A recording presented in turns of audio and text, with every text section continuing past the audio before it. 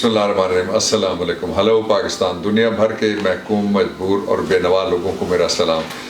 पाकिस्तान महकूम भी और मजबूर भी और डिफ़ॉल्ट के दरवाजे पर भी। कैसे एक ऐसी ख़बर जो हैरान कुन होगी दुनिया सारी के लिए कि ऐसा मुल्क किस तरह से वायबल रह सकता है। जो नाकाम रियासतें दुनिया के अंदर मौजूद हैं, उनके क्या हालात हैं, ज़रा तकाबुल करने का आपको मौका मिलेगा।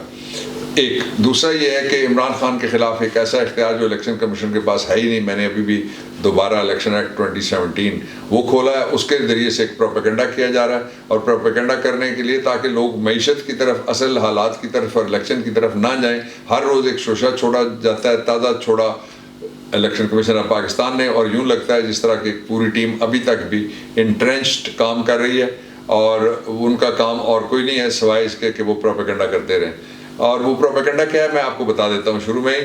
और उसके बाद मैं तीसरी बात जो करूँगा कि किस तरह से शहबाज शरीफ ने इमरान खान का एजेंडा उसको फॉलो किया, उसको चोरी किया, उसको नकल किया और मजबूर हुआ, घुटने टेके और रशिया के पास कैसे पहुँचा।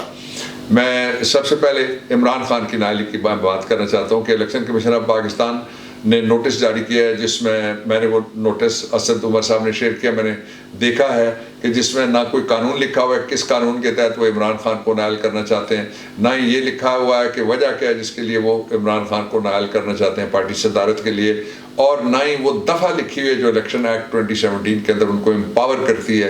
क्योंकि ये बात मैं बारहा आपको बता चुका हूँ, एक दफ़ा फिर at the cost of repetition मैं बताता हूँ आपको कि सुप्रीम कोर्ट ऑफ पाकिस्तान की जजमेंट और हाई कोर्ट की जजमेंट ये है कि इलेक्शन कमीशन ना तो अदालत है और ना ही वो कोई ट्राइब्यूनल है। और फिर जो ताज़ा एक जजमेंट आई है, एक साहब जो छोड़ के गए पाकिस्तान तहरीक इंसाफ को, उनके लिए जो जजमेंट आई है वो भी देखने के काबिल है।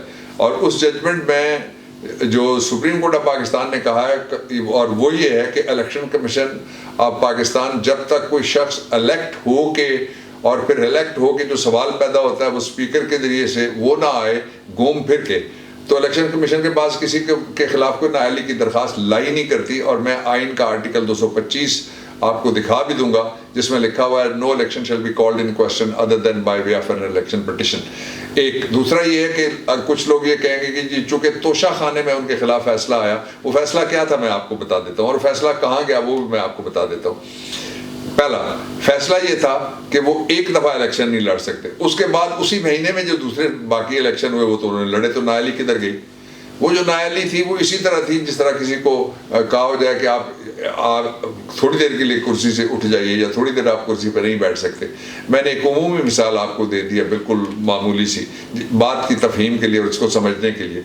तो इसलिए वो नाअहली तो जब इलेक्शन लड़ा उसी महीने में इमरान खान जीत के 8 सीटों में जहाँ उनकी तस्वीर गई और वो खुद नहीं जा सके थे, फाटा जैसी जगह से वो जीते जहाँ वो खुद नहीं जा सके थे। ये दूसरा इसका पहलू। इसका तीसरा बहुत ज़ोरदार पहलू ये है कि जिसके खिलाफ जो भी काम एक किसी कॉज पे किया जाए और वो दूसरी दफ़ा नहीं किया जा सकता, वो दूसरी तरह से 3-4 काम तो इन्होंने पहले कर लिया तोशा खाने में, ये 5वां काम है। ये डबल जेपर्डी से भी कोई निकल के ट्रिपल और क्वाड्रिपल से भी अब आगे निकल गई है। तो इसलिए ये इलीगल ही नहीं है बल्कि ये मावराए आइन भी है कि उनको अब कहा जाए कि वो पार्टी का चेयरमैन जिसने पार्टी के चेयरमैन की हैसियत से टिकट दी और लोगों ने इलेक्शन लड़े और उसके दिए हुए टिकट पे अभी लोग इलेक्शन लड़ रहे हैं, उसको ये कहा जाए कि अब हमें याद आया कि आपको हमने नाअहल करना है इसलिए आप फलां तारीख को आ जाइए और फिर आप आके हमारी बात ज़रा सुनिएगा। ये एक और पहलू था। इसका एक अगला पहलू जो इम्पोर्टेंट है वो ये है कि इस वक्त गवर्नमेंट जो है, मैं आपको लेके चलता हूँ कि डिफॉल्ट के दरवाजे पे किस तरह से पाकिस्तान पहुँचा है। जो गवर्नमेंट है वो मजबूर हो गई है कि इमरान खान का एजेंडा फॉलो करे। उस पे एक धूल जिसको कहते हैं ना स्मोक स्क्रीन कायम करना कि ताकि लोगों को पसे दीवार जो कुछ छुपाया जा सकता है उसको छुपाओ ताकि देख ना सकें लोग कि हालात मुल्क के क्या हालात ये हैं कि जो आज स्टेट बैंक ऑफ पाकिस्तान के ये खित्ते में हम अफगानिस्तान बांग्लादेश तो अब हमारे मुकाबले तरक्की याफ्ता मुल्क कहलाता है के एतबार से, और जो टूटा हुआ तारा था वो चांद बनता जा रहा है और जो परचम सितारा और हिलाल वाला मुल्क है उसको डिफ़ॉल्ट के दरवाजे पे खींच के ये ले आए हैं। और ज़िद क्या है कि गेट इमरान, और इमरान की बात हमने नहीं सुनी, ये ज़िद है, वाहिद ज़िद ये। اب میں آپ کو سائفر کے دن پہ واپس لے کے چلتا ہوں جب عمران ڈائری لے کے نکل تھا، میں اس کے ساتھ تھا، آپ نے وہ تصویر دیکھی ہے بے شمار دفعہ. تو وہ جو آخری دن تھا اس دن بھی اور اس سے اگلے دن بھی لوگوں کو کہا گیا کہ دیکھیں ڈالر نیچے آ گئے اور پاکستان ترقی کی راہ پہ چل دوڑا ہے. 5 چیزیں انہوں نے ثابت کی ہیں ان 7 مہینوں کے اندر. پہلی بات یہ ہے کہ شہباز شریف کتنا شاندار مینیجر ہے. شہباز شریف نے 50 سال میں مہنگائی پاکستان میں وہ نہیں ہوئی، بدنامی اس کی وہ نہیں ہوئی، ذلت آمیزی وہ نہیں ہوئی. آج اس کا رویہ اس قدر تحقیر آمیز، ذلت آمیز تھا اپنے لیے بھی، اور جو آزاد جموں کشمیر کے سینسٹیو علاقہ ہے، میں کچھ باتیں مجھے ڈائریکٹلی بتائی گئی ہیں میرپور سے، میں آپ سے شیئر نہیں کرنا چاہتا، لیکن وہاں جو الیکٹڈ پرائم منسٹر ہے اس کو نیچے بٹھا کے اس نے خود تقریر کی، اس کو بولنے کا موقع نہیں دیا. یہ تمہارے باپ کی جاگیر ہے. کوئی گلاب سنگھ ڈوگرا سے آپ کو یہ کوئی لکھا ہوا آپ کو بھی ملا تھا، جس طرح انڈیا کلیم کرتا ہے جیلی کہ انہوں نے کوئی امرتسر کا کوئی معاہدہ کیا تھا. What is your behaviour? آپ کیا میسج دے رہے ہیں اکراس دی بارڈر، کہ ہم کیا حیثیت دیتے ہیں ان کو جو یہاں پہ لوگ الیکٹ ہوتے ہیں؟ یہ بڑی خطرناک بات آج ہوئی ہے.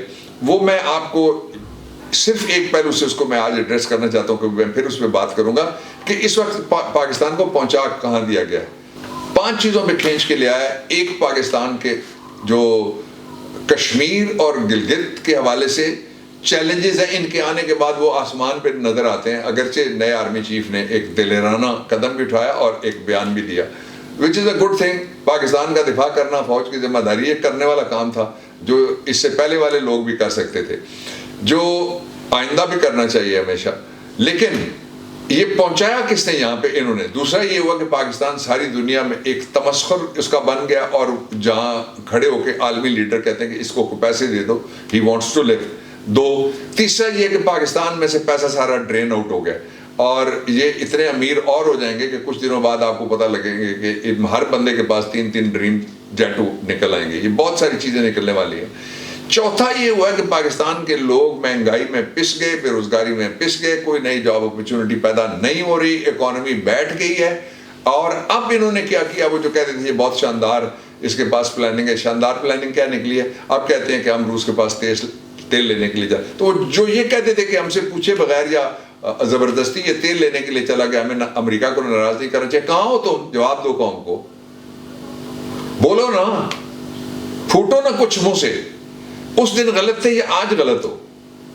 ہمت ہونی چاہیے بندہ جو غلطی کرتا ہے. جس طرح کہتے ہیں نا عمران خان نے یو ٹرن لے لیا، وہ تو انسان ہی نہیں ہے. جو یو ٹرن کا مطلب ہے سبق، یو ٹرن کا مطلب ہے غلطی کی اصلاح، یو ٹرن کا مطلب ہے انٹروسپیکشن، اپنے اندر جھانکنا، اپنی ذات کا عرفان، اپنا احتساب، جس کو خود احتساب بھی کہتے ہیں.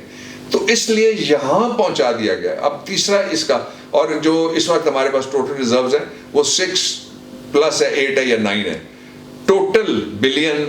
وہ جو ہمارا اگر خدا نہ خواستہ کوئی حالات ایسے آ جائیں تو ہمارے پاس 10 دن کا پیٹرول بھی غالباً نہیں ہوگا. گیس کی جو صورتحال ہے وہ آپ کے سامنے ہے. اب یہاں پہنچنے کے بعد عمران کی بات ماننا پڑے گی.